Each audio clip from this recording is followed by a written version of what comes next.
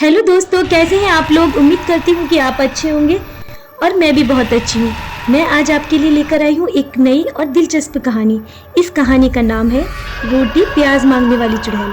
चलिए कहानी शुरू करते हैं। गांव के बाहर एक पुराना मंदिर था जिसके बारे में कहा जाता था कि रात के समय वहाँ एक चुड़ैल का वास है जो कि मंदिर के पास वाली हवेली में रहती थी। लोग बताते थे कि वह चुड़ैल सिर्फ रात में ही दिखाई देती थी और लोगों से रोटी और प्याज मांगती थी। अगर उसे ये चीज नहीं दी जाती थी तो वो उस व्यक्ति को श्राप देकर गायब हो जाती थी। इस डर से कोई भी उस रास्ते पर रात को नहीं जाता था।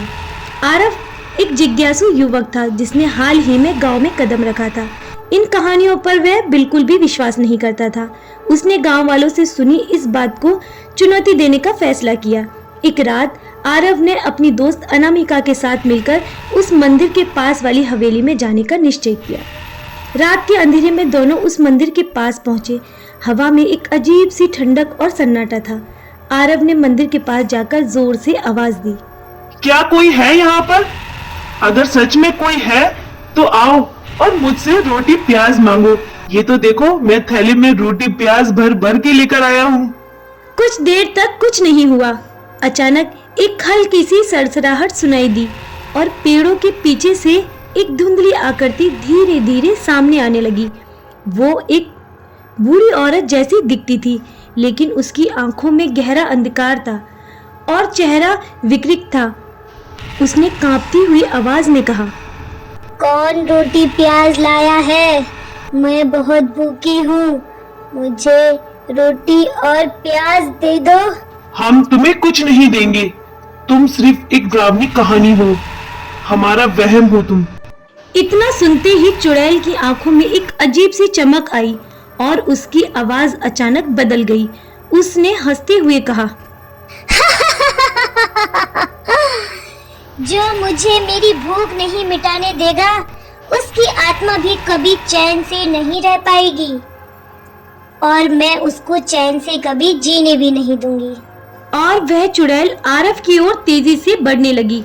अनामिका ने डर के मारे आरव का हाथ पकड़ लिया और उसे खींचते हुए वहां से भागने की कोशिश की, लेकिन उनके पैर जैसे जम गए थे। चुड़ैल और पास आ गई और जोर जोर से चिल्लाई और हवा में उड़ने लगी। मुझे रोटी प्याज चाहिए, मुझे 2 रोटी प्याज। तभी अनामिका ने अपनी थैले में से एक रोटी और प्याज निकाला और उसे चुड़ैल की ओर फेंक दिया।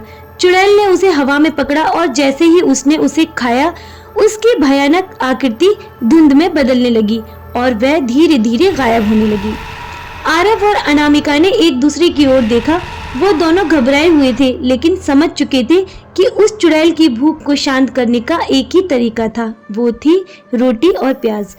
उस रात के बाद उन्होंने फिर कभी उस रास्ते पर जाने का साहस नहीं किया।